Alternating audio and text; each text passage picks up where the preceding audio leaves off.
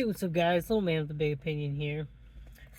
Today's video is yet another reason why people should be preparing. I'll put a link to the article down below because I don't keep up with names very well, but the UK, and it mentions the US and other European countries, but mostly the UK, is going through a drug crisis. Not the, people doing drugs and illegal kind of stuff, more of the prescription and healthcare side of things. They bring up COVID and other supply chain issues and inflation, but in 2020, there was something about 60-ish prescription drugs that there was a short supply of, and in 2023 there's over 200 of them. There's also supply chain issues with prescription drugs in the United States, and I can personally attest to that because my doctor had prescribed one of the Dexcom monitors. It's one of the things that you stick on the back of your arm or your stomach, and you can just put your phone up to it and it'll give you an automatic blood glucose reading. And she prescribed it, I believe it was January 9th, and I was finally able to pick one up, which I didn't end up picking one up because I didn't know. They had prescribed me 3 months of it in, I think it was March 14th. So nearly 2.5 months after I had been prescribed it. And I didn't want to get the 3 months of it, have it for, April, May, halfway through June, because I'm working at a Boy Scout camp over the summer, and I didn't want to deal with the hassle of trying to pick it up at a pharmacy 5 hours away from where I live. Also, not knowing if, that 3 months time that I was using it, that, they would have a next batch ready for me, or when it ran out, how long would I wait to have to pick up another one. And, there are other things. I have insulin that I keep in case I need it. Most of the time I don't, but the specific brand that was prescribed to me wasn't available. Pharmacy said, we're not going to get this in for at least 2 weeks. Here's the alternative. And essentially it came down to every 3 to 6 months I pick up a generic over-the-counter at Walmart, because 99% of the time they have it. So I can personally see what they're talking about, at least when it comes to myself. And I would say that's a fairly standard medicine and medical equipment that was on back order for quite a while.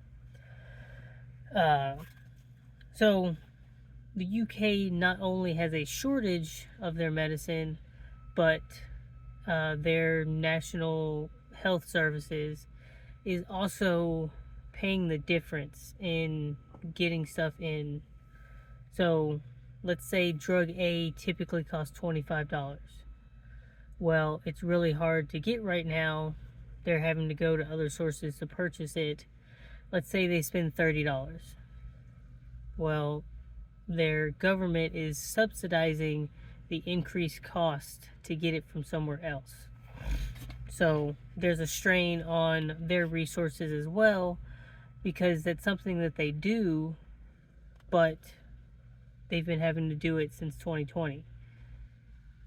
Their budget really isn't set up, and their tax system really isn't set up to accommodate that extended period of time and the massive amount of subsidizing that they're having to do. And they say a little bit of it's because they left the EU and they're not part of that, supply chain system. But a big portion of what's affecting the Western world is so many of our prescription drugs and over-the-counter medications are produced in Asia now. As a history teacher, I can name quite a bit of items that were outsourced to Asia and Eastern Europe and Africa and places like that, because we can, hypothetical numbers, it cost us $100 to produce this thing in-house. Well, after we set up the infrastructure, it costs $60 to produce it somewhere else and $30 to ship it over to where we're at. So we're saving 10% of the money. In a capitalist society, it makes sense. We want to connect most of the world to avoid conflict and help develop other countries and things like that, it makes sense. But from a national security standpoint, it does not make a lot of sense.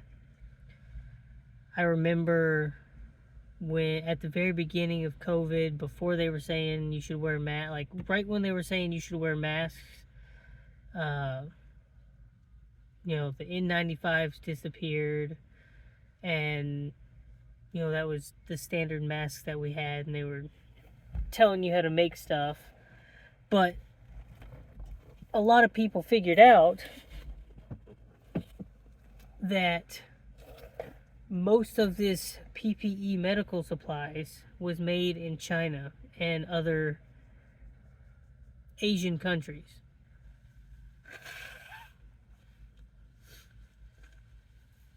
And there were quite a few people that were looking at it like, wait a minute, this is pretty standard stuff. And like even our hospitals and our healthcare facilities, a lot of their stuff was purchased overseas. So quite a few people, it was apolitical for a little bit, were concerned that, and at the very beginning, thinking about COVID, we didn't know mortality rates, we didn't know, how contagious it was. And so there was very quickly a secondary market that popped up where people were making stuff in the US. It filled in some gaps, but a lot of people, question, that kind of opened a lot of eyes. Well, our PPE stuff is made in another country. What if someone purposely released something knowing that we don't produce the item to mitigate, prevent, combat that situation? I also find it funny because I think I'm getting a cold and, having to take medicine right now that I really don't know where it's produced. I know a lot of it, the United States came up with the medication, our scientists developed something, but a lot of it is made elsewhere. And it's not just medication, it's tons and tons of different things. And, from a political standpoint, a lot of people on the right are really pushing for stuff being made in-house. I think that's one of Trump's biggest things is auto manufacturing in the US. The only problem is that stuff takes a lot of, time and development to make. Uh, I haven't heard anything on it for a while, so if you know something that I don't, leave it in the comment section down below. But one of the things that I did like out of the Biden administration, there's not very many, but I try to stay apolitical with this, was the CHIP Act. Putting the billions of dollars into chip manufacturing in the US. And I think we did it because advisors told him, you know, China's really getting close to wanting to invade Taiwan. If they do, they will probably win that situation. And that's where most of the chips and stuff that goes inside of all of our electronics are produced.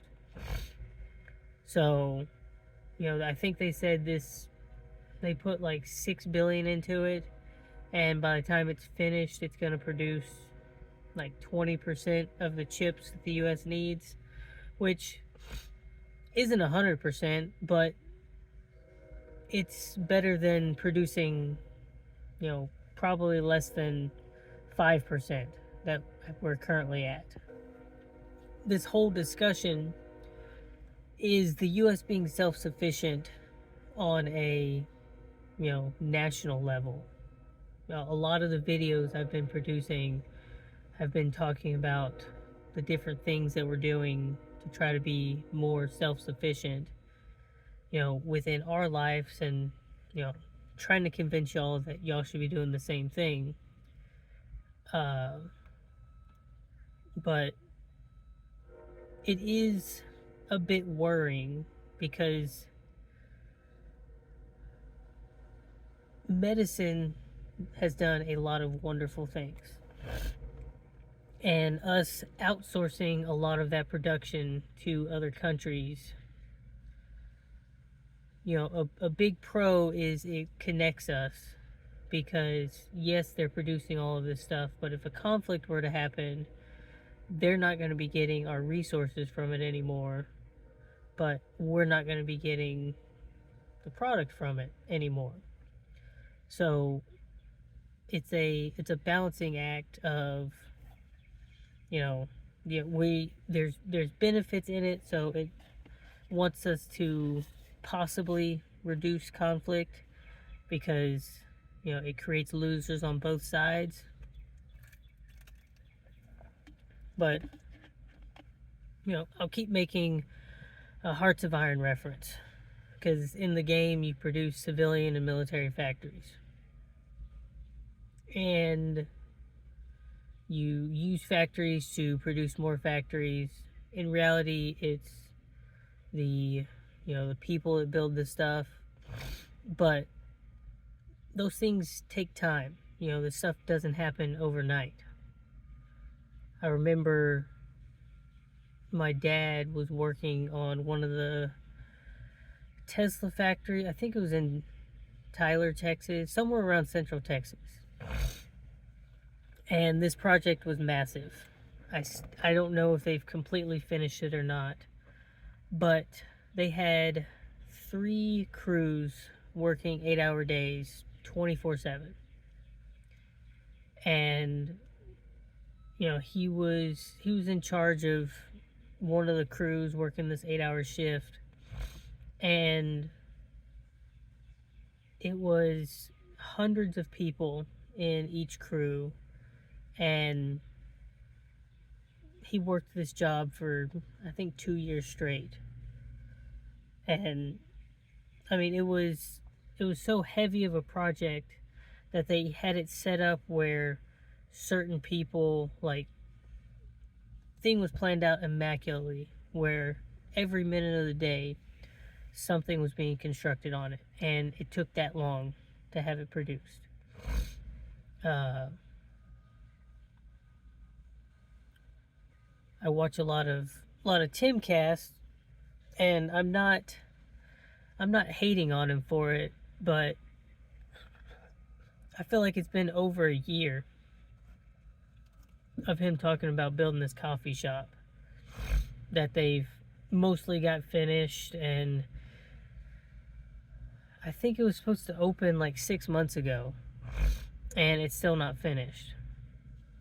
And from what I've read on it, it's mostly construction, and it's an antique building, so they've got to do it the right way. But looking at that, talking about this project my dad was working on, all of these different things, they don't just pop up overnight.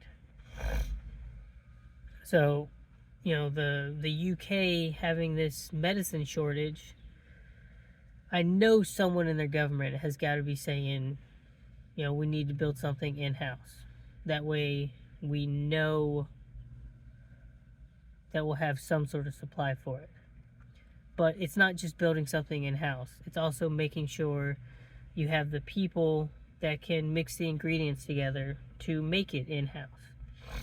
So you've got to have the education and the know-how for that. And if you really want to feel good about yourself, it's also saying, well, we've got the ability to produce it. Let's make sure that we have all the resources to do it. So we want the raw ingredients. Can we produce those in our country? Then it turns into the, if you can't produce it in your country, can we stockpile it? Can we make sure that we have a partner set up that we can, try to guarantee that we're going to have access to it? And all of that takes time, all of it takes money, and it also takes, enough people saying, yes, we'll go along with this idea. So I haven't dug that deep into it, so I don't know, but that's just one specific thing. And if you do any type of prepping, you want to do that with everything. And that stuff takes time, it takes resources, and you're not going to be able to cover every single thing. So what I would say that you should do is, reach out to your representatives. Let them know concerns that you have, because I don't know everything. I saw this story and that's what I was going to talk about today. But if there's some sort of shortcoming or a gap that we have, it's within our best interests from a security standpoint to fill that gap. Right now, I definitely think energy is a concern. Energy definitely costs the most money. So if it's within your ability, you should have some way to produce energy. Hopefully by the end of the summer, I will have a larger solar backup system, but we'll see. I also think I'm starting to ramble on a bit much, so we'll end it here. If you learned something, subscribe to the channel. If you enjoyed the video, like. If you've got questions, leave them in the comment section down below. And if you got friends or family that benefit from these videos, share the channel with them. And with that, catch you in the next one.